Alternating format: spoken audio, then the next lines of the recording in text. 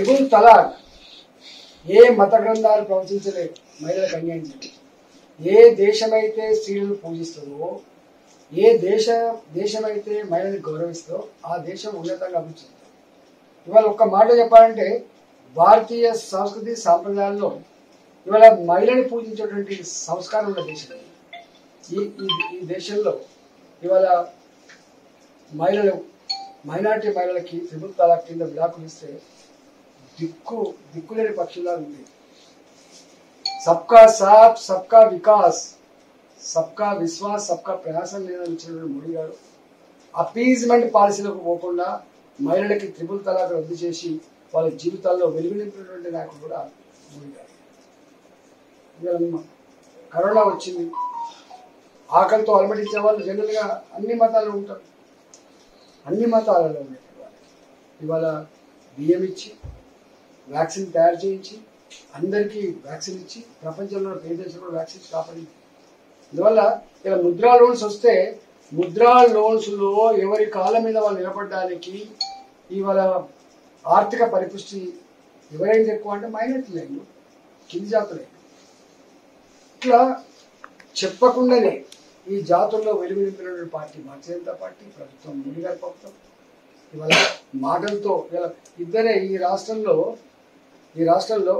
గిరిజన మంత్రి శాఖ మంత్రి లేడు. ఈ రాష్ట్రాల్లో 52% బీసీలు ఉంటే ఇద్దరు మంత్రులు. ఒకరు పొన్నం ప్రభాకర్ గారు, ఒకరు వరంగల్ ఎమ్మెల్యే గారు, ఇద్దరే, ఇంకొక మంత్రి లేడు. అందుకనే తెలంగాణ రాష్ట్రంలో ప్రజలాగా ఇవాళ భారతీయ జనతా పార్టీ సమన్యాయం కావాలని, సమతుల్యత పాటించాలి, సామాజిక సమతుల్యత మరింత ఉండాలని చెప్పి కోరుకునే పార్టీ, దాన్ని ఆచరించే పార్టీ కాబట్టి ఇవాళ పట్టభద్రులుగా, ఉద్యోగులుగా, రిటైర్డ్ ఉద్యోగులుగా, అడ్వకేట్లుగా, డాక్టర్లుగా సమాజంలో దిక్సూచలాగా ఉండే మీరు ఆలోచించండి.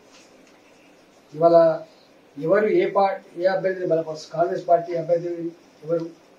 భారతీయ జనతా పార్టీ బలపరుస్తున్న అభ్యర్థి ఎవరు? టీఆర్ఎస్ పార్టీ బలపరుస్తున్న అభ్యర్థి ఎవరు? చూసుకొని ప్రేమేందర్ రెడ్డి గారిని ఇవాళ మా గిరిజన గ్రాడ్యుయేట్లు పట్టభద్రులు, మా దళిత పట్టభద్రులు, మా మైనారిటీ పట్టభద్రులు, ఇతర వర్గాల పట్టభద్రులను కూడా 1కి 2 సార్లు తర్కించాలి.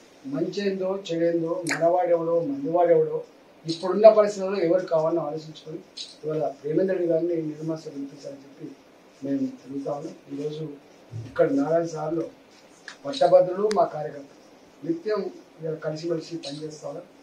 ముమ్మాటికి నల్లగొండ జిల్లాలో పట్టభద్రుల ఆశీర్వాదం నిండుగా రేపు ప్రేమేందర్ రెడ్డి దొరకబోతా ఉంది. మొన్న పార్లమెంట్ ఎన్నికల్లోనే మా వాళ్ళే ఊహించలేకపోయింది. ఈ జిల్లాలో మనకు వస్తాయా ఓట్లు, ఇదంతా కాంగ్రెస్ కల్చర్ అని చెప్పబడిన ఈ జిల్లాలో మేము కూడా గెలుస్తామనేటువంటి స్థాయికి వచ్చిందంటే రేపటి భవిష్యత్తు భారతీయ జనతా పార్టీ కాబట్టి దయచేసి మీరు ఆలోచించి ప్రేమేందర్ రెడ్డి గారిని గెలిపించాలని చెప్పి మరిన్ని వీడియోస్ కోసం ఛానల్ ని సబ్స్క్రైబ్ చేయండి, లేటెస్ట్ అప్డేట్స్ కోసం వాట్సాప్ ఛానల్ ని ఫాలో చేయండి అండ్ లింక్ డిస్క్రిప్షన్ లో ఉంది.